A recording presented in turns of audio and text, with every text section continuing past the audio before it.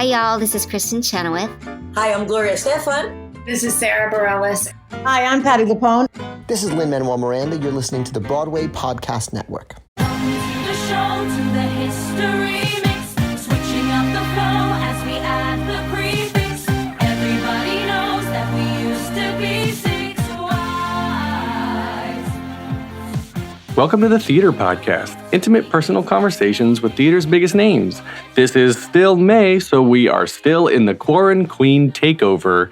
And this episode is with Vidya Makan, who is Catherine Parr in the Australian cast of Six, and yet another Australian coming to the podcast.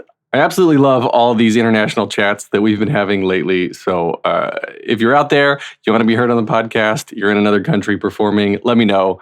We would be happy to talk. So a common thread I'm noticing in the casting of all of these women for Six, and I've talked to quite a few now, is basically just how truly nice everyone is and how much they love being on stage with the other 5 equally powerful women. They're all there to tell a story. They're all there to build each other up. It's just one of these things that I think, again, is sort of captured lightning in a bottle and just speaks to so many different types of people on so many different levels. So I'm really excited to bring all of these amazing stories with all of these talented people to you throughout the month of May, and hopefully beyond, we can get some more interviews going on later as well with some more cast. But before we get into it, as always, remember you can view the video version of this interview at ttp.fm/Patreon, Patreon, and find me on Instagram and Twitter, theater_podcast. And while you're at it, if you could just go into your iTunes app, if you've got one, or your Apple Podcast app. If that's how you're listening, leave a rating. Please leave a review. They help. Every little rating helps. That's how we climb the charts and get the word out. So now everybody, please enjoy this episode with Vidya Makan. Listen up, let me tell you a story that you think you've heard before. We know you know our names and our fame and our faces. Know all about the glories and the disgraces. Today's guest is a composer, singer, actor, and musician based in Melbourne, Australia. Having recently starred in Sunday in the Park with George, she has additional credits such as Romeo and Juliet, American Idiot, Merrily, We Roll Along, and Hairspray. She's currently in the Australian cast of Six, the musical, as Catherine Parr. Vidya Makan, welcome to the Theater Podcast. Hello, thank you so much for having me. Thank you. How are you holding up in quarantine down there? Oh, look, it's definitely been ups and downs and then ups and downs. It's been a bit of a roller coaster ride, but we're doing okay, I think. And one of the amazing things about this show is that we have a beautiful family, and we check in with each other every single day. So that's been a real rock in this crazy, crazy time. So the production, you guys closed the Opera House in March. The Sydney Opera House. And did it close early, or did you actually get your full run in? No, we actually got a full run in. So we closed on the 5th of March. And that was just when all of this was starting to ramp up, but it was still quite uncertain. And when we closed, we were certain that we would be opening in Melbourne in 5 weeks' time. So it was a bit strange for us, because when all of the news of the shutdowns and the cancellations and the postponements were happening, we were on essentially a break, a holiday for 5 weeks. So it kind of didn't hit us as much, I think, well, for me in that time, as it did on the day that we were meant to start to be back, and then the day we were meant to open. And, that's when it started to, I think, sink in. And I think it must be affecting the audience as well, because, if you had tickets to this show that you've been waiting to see for so long, I think that's when it hits the most. So yeah, it was a strange kind of turn of events for us. It worked in a slightly different way to most of the other casts, I think. Well, it's interesting because the day Broadway shut down was the day that that the Broadway cast was supposed to have their opening night, right? And so there were a bunch of people who have flown in and were so excited. And the story of Six, the fandom of Six is incredible. I mean, obviously, this episode is one of several now for the May Queen takeover. And I've said this before, but just the devotion that people have for the music and the storyline I cannot imagine like the kind of personal loss that people are feeling by not being able to see this show. Because there are those of us who are not fortunate to live in a place where we can just go to a show whenever we feel like it on a Wednesday night or whatever it is. Like you save up your money, you drive in, you fly in, whatever it is. So did you get any sort of outpouring or feedback like on social media when you found out that, or when it was announced that the shows wouldn't go to, it was Melbourne, so Adelaide, much. and Wellington, right? Yes, yeah. It's so much so. I think people were grieving in a way, which is totally fair, and we were as well. Masses of messages. But what the really cool thing about the Queendom is and was there's a lot of those messages were, hey, Queens, I hope that you're okay. Hope that you stay safe. This is for a reason. And at the end of the day, it sucks, but it's a health crisis. And it was cool having fans. You know, fandoms at the best of times can be super intense and so, what's the word? Passionate. Sometimes that can become a little bit of a toxic thing that can blind people. But I really feel with the majority of the fandom that I've interacted with anyway, it's been this outpouring of support and love and of kind of holding each other's hands and just waiting, like being with each other to wait till we'll get through this. And I think a really cool thing about our announcement is that they said it was postponed, which means there's still hope. Mm-hmm. And hope is the most powerful thing I think we have right now. Yeah, it's just been so weird, especially, you know, I'm here I live in Brooklyn and, you know, go into the city almost every day, or I did. And everybody's just waiting. It's not an if, it's a when. It's like when Broadway comes back, right? And the passion and, you know, the stage dooring, you see the energy, you see the crying and the laughing and everything that these shows bring to people. And it's just, all of this emotion is just gone. And people are stuck at home and for the first time, like being made to stay at home and dealing with the isolation and the mental stress and the anguish that comes with that is brand new to some of these people. And it's different. It's interesting to me how different people are reacting completely differently. And I mean, you know this very well. The theater community, the community of actors are often like sort of the misfits that may not feel comfortable in a group of friends in a public situation. There's a lot of very shy people in theater, and they find their home safely on stage, right? So they go home and they've lost that outlet of creativity, of expression.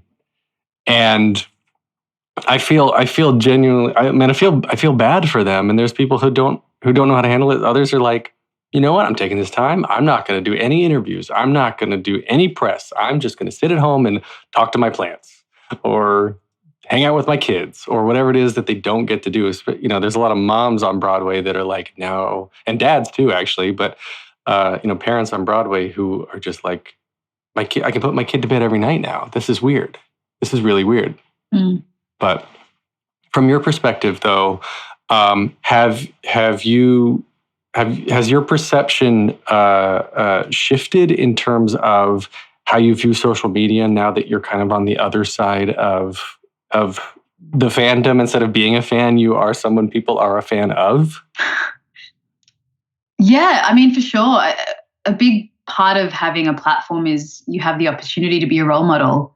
And I think that that's really cool. I know that in my my growth as a young adult, I've really looked up to people like Jamila Jamil. I don't know if you know who she is. She's from The Good Place. Yes. Yeah. And she runs this really cool account called I Weigh. And it's just, the whole thing is this revolution against body shaming. And looking up to that, it's like her ideas and words have seeped into my brain. And now any form of self-hate or deprecation, is that a word? Self-deprecation? Yeah, of course. So. Yeah. Due to, you know, body image, now it's like, it just turns off. My brain goes, nah, by you feeling those things, you're actually saying yes to all of these societal pressures. By you loving yourself is actually a form of rebellion. And it's like, that has had the biggest influence in my life. And so getting the role of Parr in Six and then suddenly having these thousands of young people starting to look up to you, it definitely has made differences to the way that I want to show myself into the world and what I stand for and what I believe in. And yeah. Do you have, or I guess, have you had issues with body image in the past? I mean, you went to that very specifically, it seems like. Yeah. I mean, I'm a female and I'm a female, a woman of color. I don't know anyone who hasn't.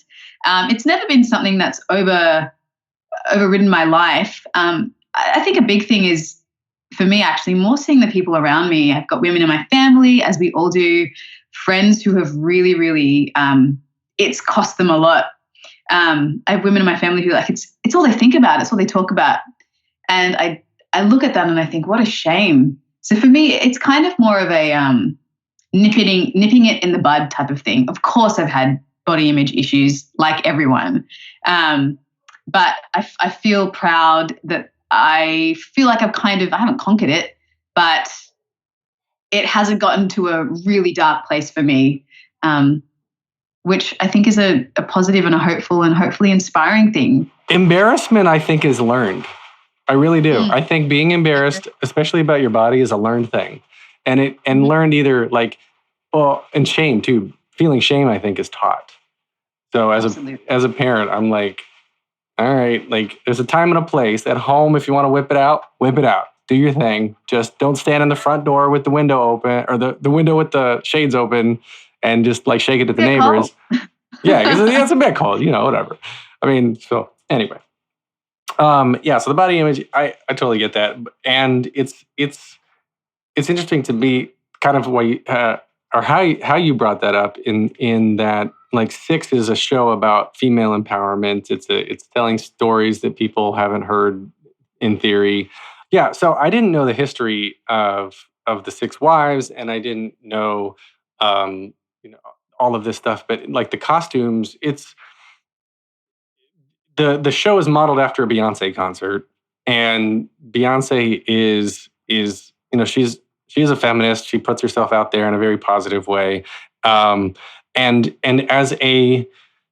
I'm hoping I legitimately, this is a serious question, and I'm hoping you can help me with this, because as a straight white man, of course, I have blind spots because there are certain prejudices that I've never experienced. And for me, I see six attractive people on stage singing in dresses and pop songs, and I'm like, okay, that's normal, but it's on the other, normal in that it's almost sexualized, but the show isn't about sex. So where is that fine line? You know what I'm trying to, I don't know exactly what I'm trying to ask, but do you know what I'm trying to ask? I think it's, that's to do with alluding to pop music and pop culture and the power of the show using that mechanism to give it power, right?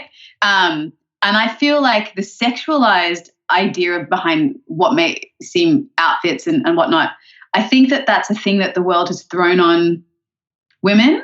And especially if you look at it on a historical point of view, the way that these women were portrayed. I mean, you look at Catherine Howard, you look at Anne Boleyn, they were seen as the adulteress and the temptress. But you look at their lives. I mean, Anne Boleyn, the reason that she was so scandalous was because she refused to sleep with King Henry. Catherine Howard was abused as a child. She was so young.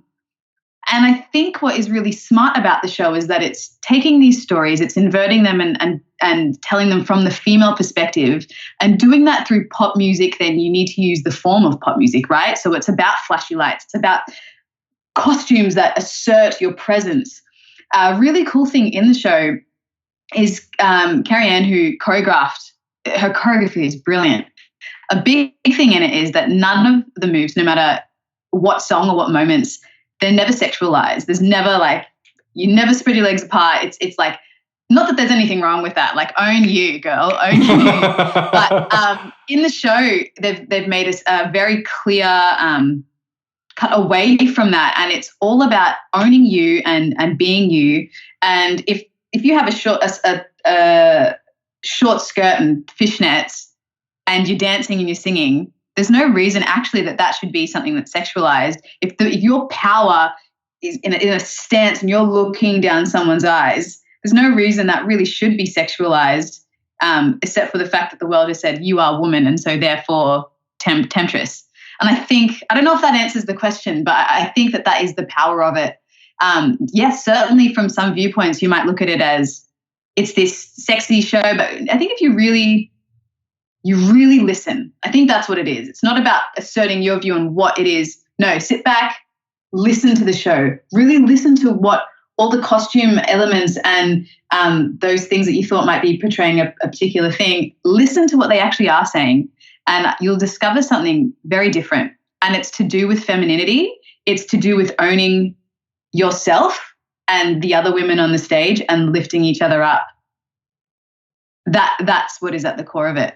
And that can be so taken out of context. Yes. And you did answer my question. I think that is a very beautiful answer. And, I've used this analogy before too. It's like, to quote Hamilton, right? Who lives, who dies, who tells your story? And when you're describing a show, I guess it depends on who, if you're talking to a man who all they see up there are like sexualized objects, then I guess that's the lens through which you're going to hear the story. Or if you see somebody who said, wow, that really taught me a lot of history, or it helped me realize things about, like you said, you could have independent, strong women all up in a line next to each other on stage without being catty or trying to take each other down. And it's about building each other up, exactly what you said. So, no, I totally get that. So, yeah, thank you for the answer. That was very good. We totally skipped over where I normally start on this podcast, by the way, which is like your roots and where you began as a child. So, yeah, sure. Take me through baby Vidya. Baby Vidya? Yeah. What happened when you grew up? And I was reading on your website too that like you were a soccer nerd. I did. I was the amount of Bend It Like Beckham comments that have been made to me in my life. Yeah, sure. So my parents are from apartheid South Africa. They moved to Australia in the 90s to get away from that. And as such, with their lives having to live through segregation, they never got to experience things like theatre, and they never got to pursue potentially artistic dreams that they may have had. My mum is the absolute arts nerd. She loves music. She loves theatre. She went and saw this production of Fiddler on the Roof, amateur production in South Africa, 5 times in 1 week because she was that obsessed. And my dad has a beautiful, beautiful voice. And I think if he had it differently, he may have become an actor or a singer. I think that's where I get the doing of what I do. But I think I get the passion and the love for it as a craft from my mum. So that's kind of the background of that. So when they moved to Australia and they had me and my sister, theatre is what we spent our money going to. And it was never something that we did. Like, I never performed. I was never a theatre kid. But we went and saw shows like you wouldn't believe. We did a lot of traveling as kids. When I was 8, they took us out of school for 2.5 months, which you could do back then. And they were like, we're going to teach, homeschool you. Not really homeschool, but they bought flights to England and they bought flight back 2.5 months later. I was 8, my sister was 6.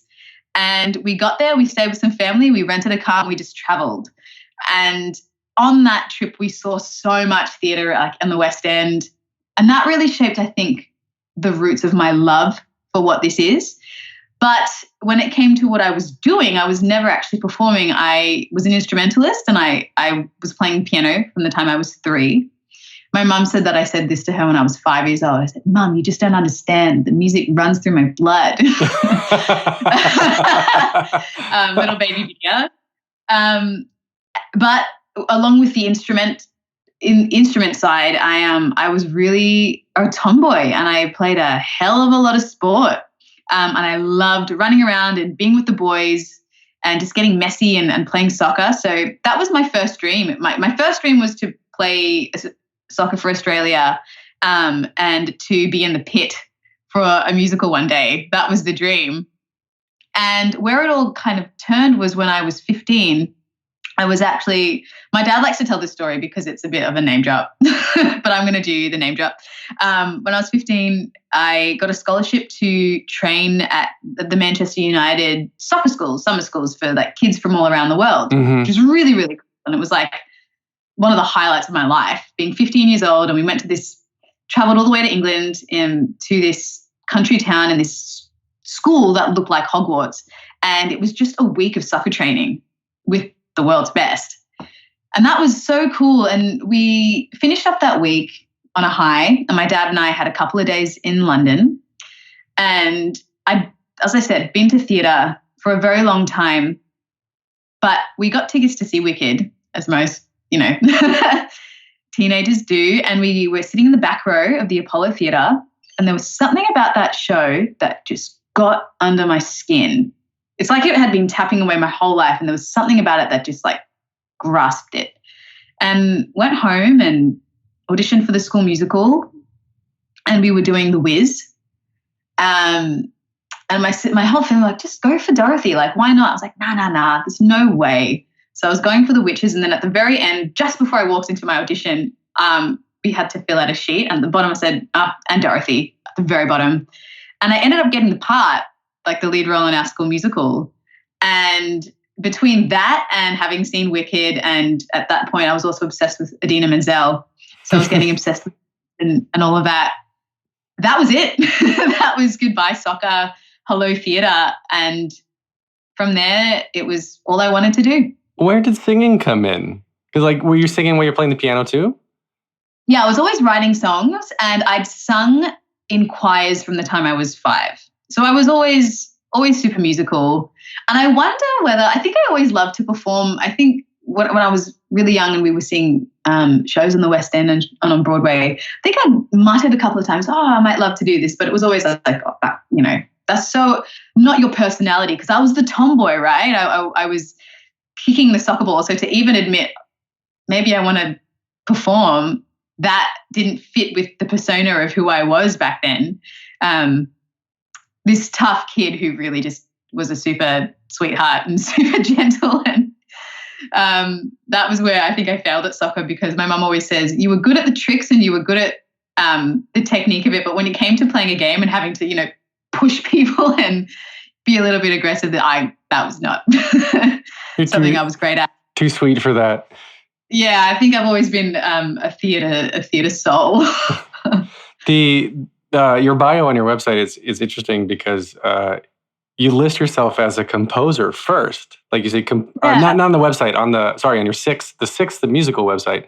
So that's where I for the intro for this episode, I took that. You list yourself as composer, singer, actor, and musician in that order, and it's interesting to me how people self-identify with different genres, within the area of performing and within the area of music. Is that the ultimate goal that you want to do, like later on down the line, is write songs and be like the indie song pop artist, or like what kind of music do you write actually? I write for musical theatre. And I think I've wanted to just do standalone songs, but everything that I write, I think, is so story oriented. Even when they're standalone songs, they become musical theatre because they always have a story arc. I think at the heart of who I am is a creator, and even in my work as a performer, as an actor, it's always been about creating something. I think that stems from my demographic.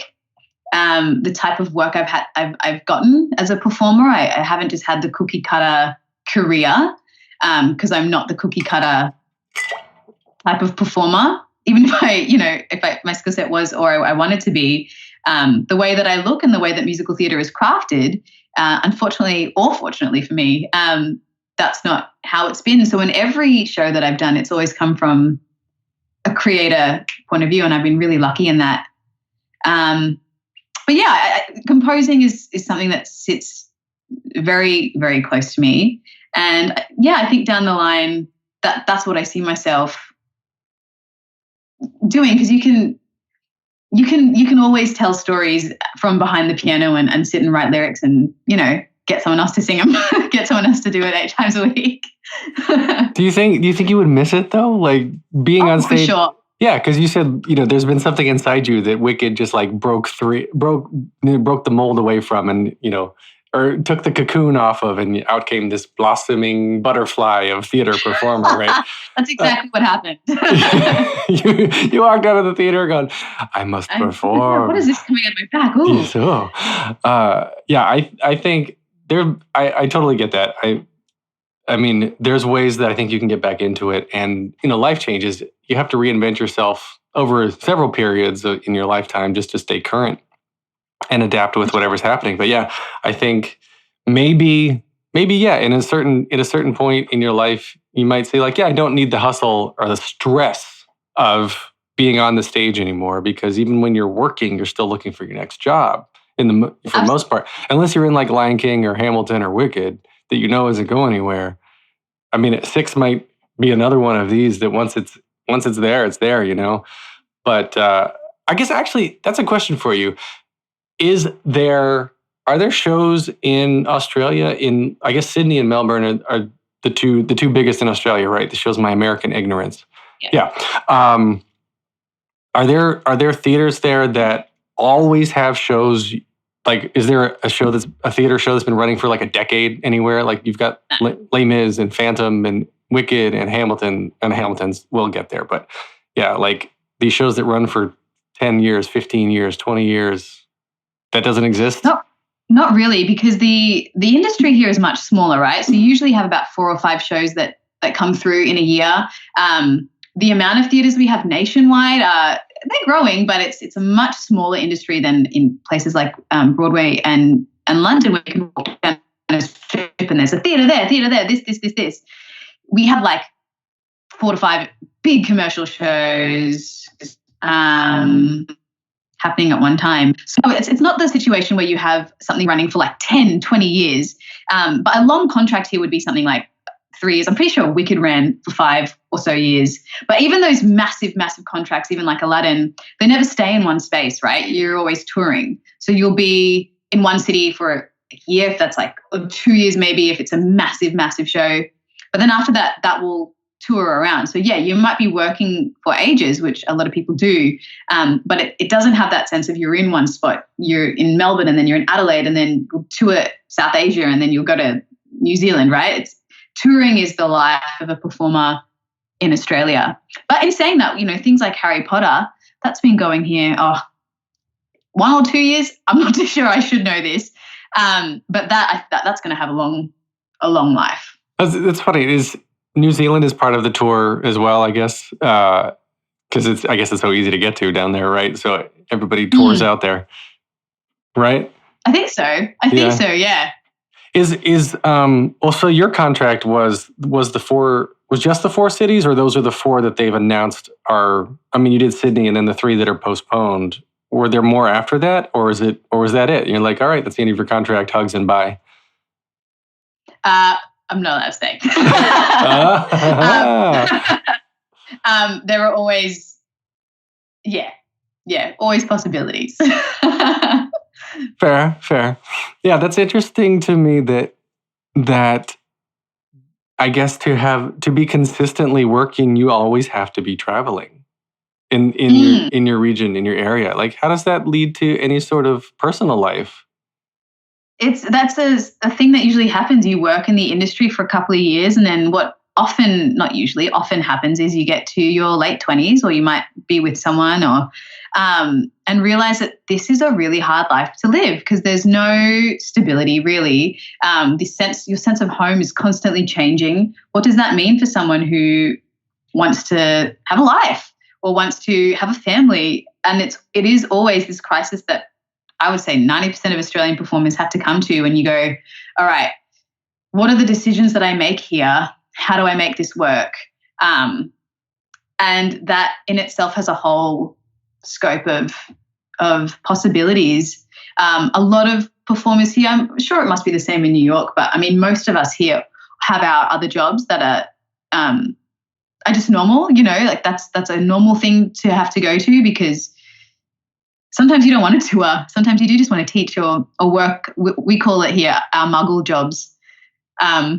Like in Harry Potter, if you're a muggle, you're not a wizard. So our muggle jobs are like your non-performing jobs. Mm-hmm. Yeah, it's a really tricky one, to be honest. The here it's survival job, and a friend of mine calls it your for now job, because it's not what you really want to do. It's just your job for now. But I can't kind of fathom that. I mean, just the career you want. I guess there's nothing there that keeps it stable and in one place at the level that you could make a profession out of it at a front of stage sort of career. If that, you know what I mean? Like, you can own a theater, you could write, you can compose, you can do all the behind the scenes stuff, and you can do that from almost anywhere, in more or less. But to be on stage, you have to be with the show, and then it sounds like, you know, if you get a year out of it, you're lucky. Which I guess for Broadway that's true too. But there's the stigma here too in the States, or at least on Broadway with the people that I know and that I've talked to, is that like once you get on Broadway and you've been on Broadway, that like you can't go back to waiting tables. Then you can't be seen doing a job that a Tony nominee would not want to have, or whatever the case is, right? And it's a little bit of it's career shaming. I guess I'll make up that phrase now. It's like career shaming, right? So you have this person who maybe made their Broadway debut as a lead of this show that did well, and then it closed, and for whatever reason, maybe a pandemic hits, and they that's a crazy idea. Maybe it'll happen one day, and then they need some money. What do they go do? And there's all this stigma. So I mean, I think back to before the internet, because now with the internet, there is all the opportunity to do online classes and teaching, and you can connect with people and give voice lessons through Skype across the country. I mean, we're literally, you know, how many thousands of miles apart right now having a conversation like we were sitting together. And, you know, 20 years ago, that didn't exist. Even 10 years ago, this kind of technology didn't exist as widespread as it does now. So, I mean, maybe times have changed. Obviously, I was not alive 50 years ago, 40 years ago, but the idea of having a survival job, maybe the stigma around that has changed, because now that you have social media, it's easier to shame people. And like maybe that goes back to the whole body image thing too, the body image thing, and like over sexualizing this. And there's like, I mean, like, it's easier to get your message out, but it's also easier to be mean if you have a message that's mean. Yeah. Right? Yeah, absolutely. I feel like there's been, I mean, positive thinking and self-love and spreading positivity, I feel in my world is almost a trend at the moment. It's fashionable to be kind.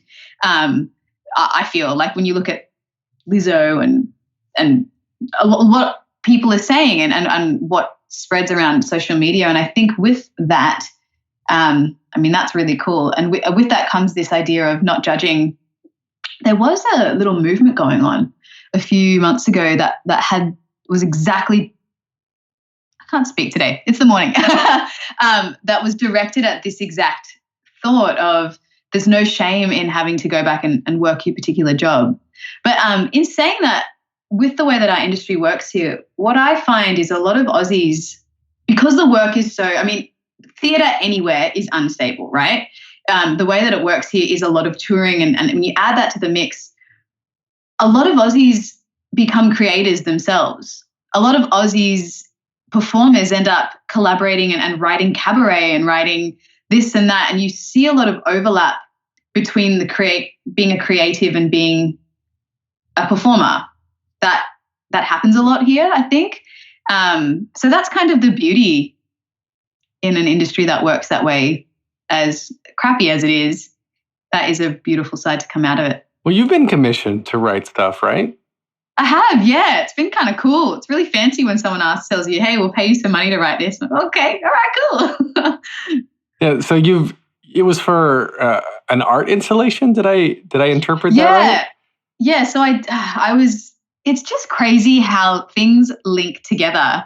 I performed a song at a random comedy night in like a back alley comedy venue up 7 stories high, in this tiny little room. And then from that, I got this message from this woman saying that she worked for NGV, National Gallery of Victoria, and she was really interested in my stuff and wanted to commission me to write this piece on this exhibit called As She Becomes, the Muse in Art.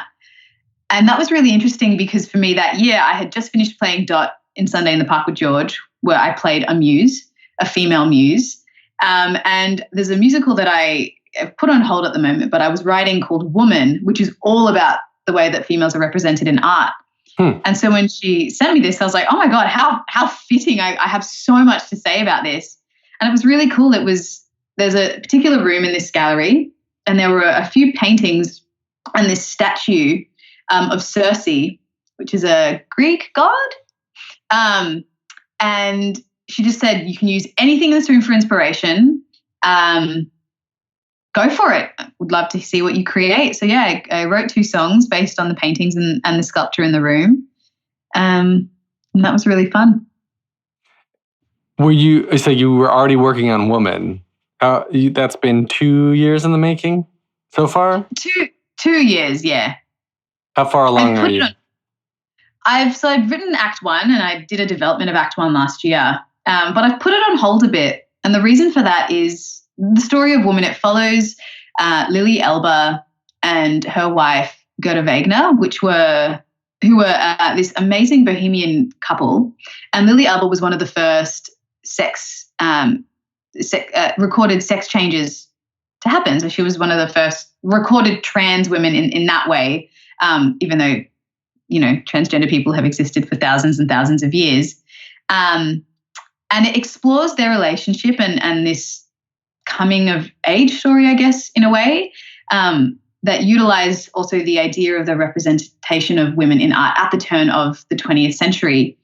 So it's full of stimulus and of things to say and just it's very, very rich. But the reason I wanted to put it on hold was the vernacular around that subject is constantly changing. And I was working with a collaborator, Rosalind Silva, who is a wonderful trans artist here in Australia, working together to try and create this piece. And because of the constant changing of the politics and what you can say, one big thing was I'd never want to write something as a minority myself. You never want someone to put their ideas of what your story is. And in a way, that's what I was doing to this story, which is why I had Rosalind join the team. But we realized that we weren't sure what exactly we were wanting to say when it came to that part of the story. And I needed to step away from it actually and really think about what is the story? What is the meta? What is the message we're getting out to the world? And in following a trans story, that in itself is kind of problematic because you're showing this man to woman thing that cisgendered people seem to be super fascinated by. But actually, if you want to give power to a trans story, as I found from Rosalind, it's focusing on that is not giving power to someone's story. Focusing on what that trans woman then, or that trans person, or whatever gendered person does with their life is power. So taking a step away from the project just to figure out what it is we really want to say and how we can approach it in a way that is powerful and uplifting and not another sad story. It was interesting. I had a chat with Nick Offerman, who he is from Parks and Rec. Yeah. I was chatting with Nick, and he had a new movie out at the time. It was, I'm butchering the timeline, and I don't remember the name of the movie. But his daughter in the movie is gay, and the actress who plays this character is lesbian in real life as well. And so when he was co-writing with the director and whatnot, and they would actually run the script by the actors who were playing this lesbian couple, and they're like, "What do you think about this dialogue? How is this going?" And they're like, sit around and talk about being lesbians. We just exist. You know, you don't sit around and say like, man, it's really cool to be straight today. Like, people don't do that. So it's to your point too, it was like, absolutely not. And I really, really loved the fact that in that story, it was just, the daughter just happened to have a girlfriend. It was not the focal point of the story whatsoever. The focal point of the story was this father-daughter relationship and her coming of age and leaving for college and his dealing with loss of his wife and whatnot.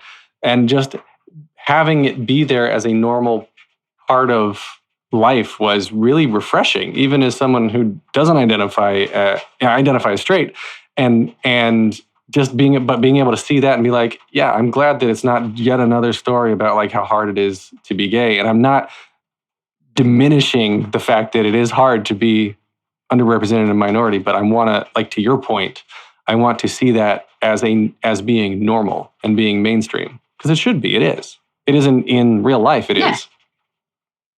Absolutely. Yeah. You don't want to watch something where you watch, like, you know, the hardship of your plight in your own life. When you go back to your own, like, you're reminded of it every second when you watch something.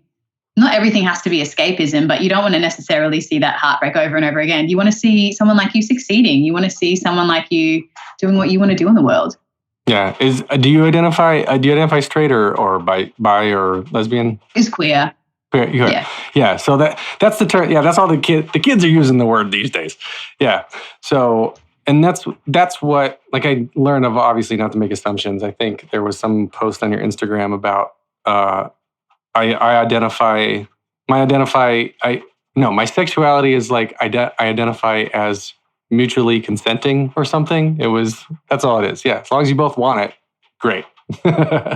Absolutely. Yeah.